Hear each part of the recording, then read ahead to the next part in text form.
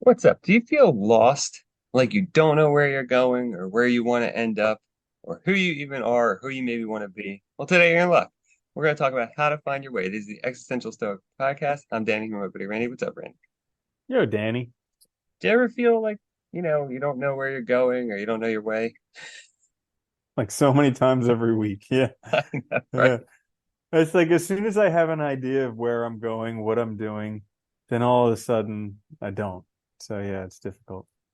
It is hard. And I think my problem is too, like I have like, and sometimes I feel like I have competing ways I want to go, and it's like, I'm not sure if I can do both, so it gets very confusing and it's just And hard to it's know.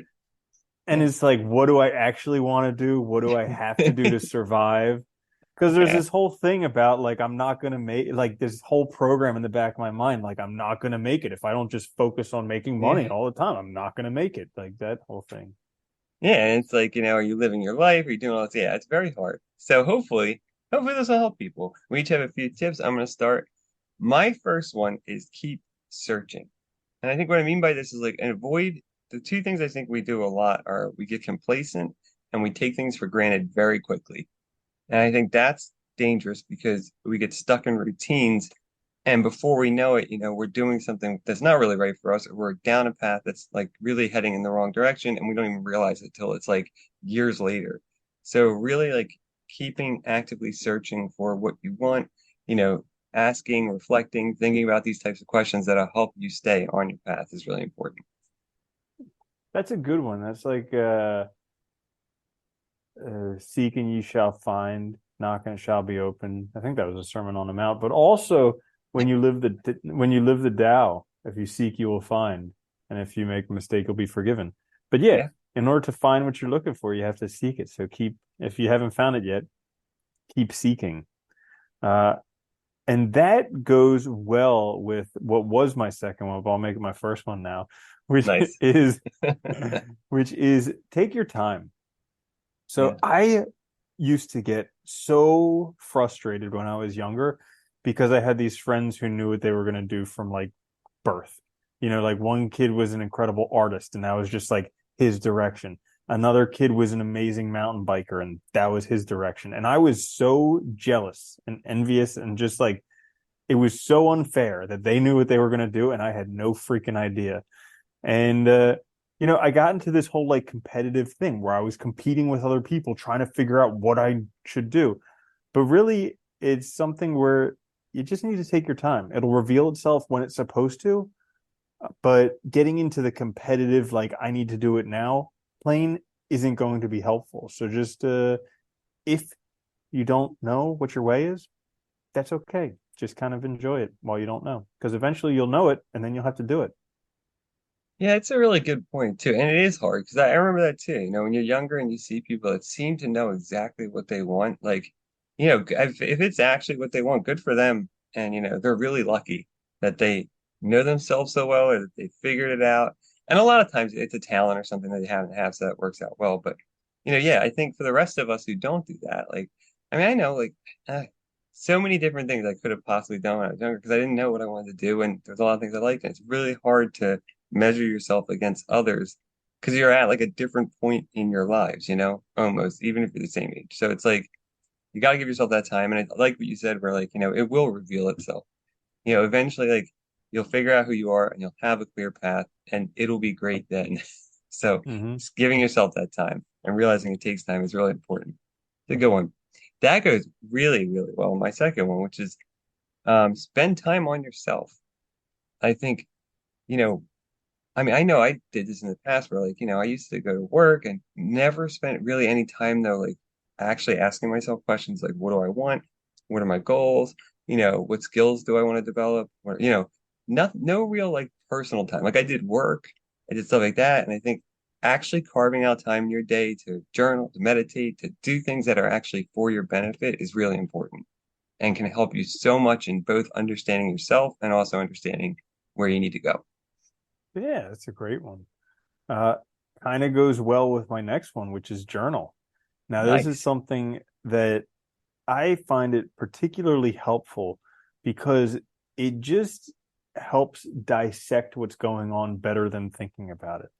Like I notice I can think about something and try and figure it out, but it's not long before I get distracted and then on to the next thing and whatever. But if I journal, it helps me stay with that thought and dissect it a lot more. Like today there was something where I was thinking about it and I was like, nah, I need to journal about this because I had I basically felt guilty because I stopped reading a book I didn't enjoy.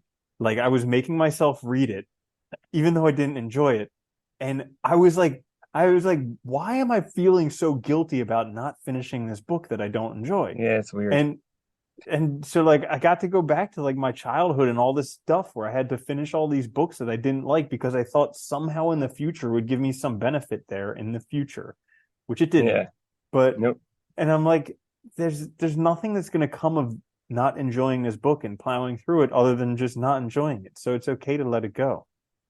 But Yeah. in order to do that, in order to find my own way, I needed to write it down. I needed to journal. No, I think it's a really good point. Like, even it's funny, just last night I actually stopped what I was doing and journaled for a little bit because I was struggling with something. And I noticed, like, for myself, if I write it down, it's much easier for me not to like my imagination to go wild. And like, and it's a mu way more effective to kind of get things under control quickly. And it really helps because it's concrete, it's right in front of you. You can actually see it. You can go back and read it over. You can kind of work through it. It's a lot easier than just thinking about it. And I think that helps so much. But, and you're right too. Like a lot of things, like I think the book example is good because a lot of stuff we struggle with now, it's stuff from our past that we just don't realize and aren't really tuned into. So it's super helpful. Yeah, journaling is like one of the best things. I think everybody should do it at least like 10 minutes a day, or just when you need to is also helpful. It's a good one. My last one is face your fears.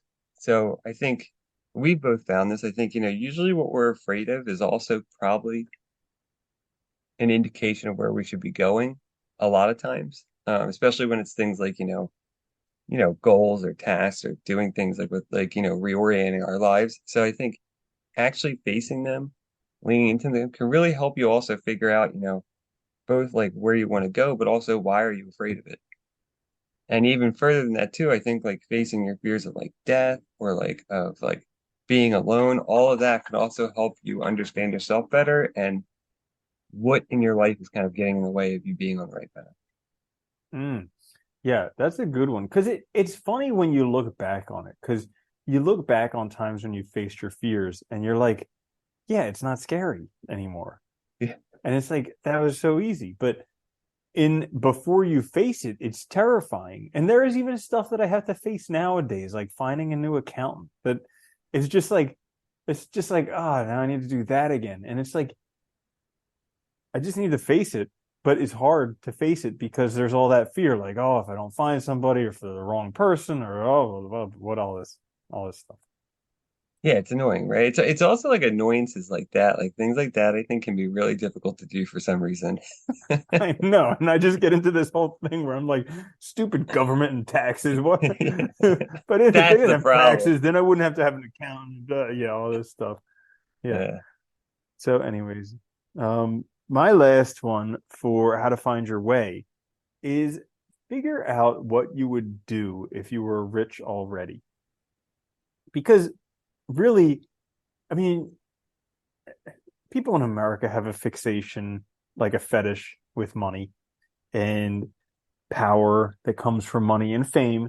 But it's like we want all of that stuff for some reason because it'll make our life better. But what happens when you get that? Take a look at people who have that stuff. Justin Bieber, severely depressed. Elon Musk, like mental disorders. You have like all these people, Bill Yeah. Gates, nobody likes him. Like all these people, and they have everything that we want, but their lives are not good. And so it's like, well, if you got all this stuff that you think you need to have in order for your life to be awesome, what would you do then? Because you're still going to have 24 hours a day. You're still going to have 7 days a week, 365 and a quarter days a year. What are you going to do with your time? Because you're going to have to do something. So Yeah. figure that out because that's going to help you find your way. I like that one too, because then you can just start doing it right now. Get working on it, because that's probably what you're really interested in doing. And it's a really good point too, because I think especially in the US, we fixate so much on money because like, and I mean, I get it in the sense that like, if you don't have enough, it feels like it'll solve all your problems. But really, it just makes your real problems more apparent. You know, I mean, Hmm. granted, you do need it because you need to survive. So it's like it's a necessary evil in a way. But like, there's also more to life. So trying to figure that out is really important, I think, as well. And understanding why that's even on your mind is the thing you really need too can be helpful. Well, the crazy thing is that a lot the whole American capitalism thing came after World War II, where they had all this military industrial complex and they needed to figure out what to do with it after the war. So Yeah, we're like, how can we make people think that they need things that they don't actually need so that they'll buy stuff so that we can provide jobs? And so they created all of this stuff. And basically, what it comes down to is if you have food, clothing, and shelter, you have enough. yeah, Everything else is just the pudding, the whatever, I don't know, the stuff on top. Everything else yeah. is the whatever on top. It's But extra. like food, clothing, and shelter, you have that, and pretty much, if you're living a middle class life, you have enough. There are things that you're marketed to that you think you need that'll make your life better, but it's not going to. It'll do it temporarily for a little bit, but then you'll just have another thing. Yeah. And it's like it's really funny. There was that one story, not to go on too long with that. I remember in the Start from Zero book we read where the one kid was talking about like he was making like I think he was making a couple hundred grand a year on his own business, and he said like he didn't want to make anymore because that works perfect for him. It didn't take a lot of effort, and like he was doing other stuff. Like he was focused on other stuff, not the money, instead of just fixating on that. Because I think so many people get caught up in just the making money that that's they think the whole goal of life. Like they'll win if they have more, and you just get caught in the cycle that I think doesn't work. Mm-hmm. Yeah. So there you have it. Hopefully that helps before we make this a super long fix, right? Um, how to find your way. This is the Existential Stoic Podcast. Please check us out on YouTube or wherever you get your podcast. Like, share, subscribe. It helps us out a lot. Even leave a review. Also, in the show notes and in the description, there is a link to a survey. If you guys have time, we'd like to create something. Hopefully, it'll help you out. And if you complete the survey, you will get it for free. So if you have a few minutes, please take time, check out that link. Um, until then, though, later. Later, Danny.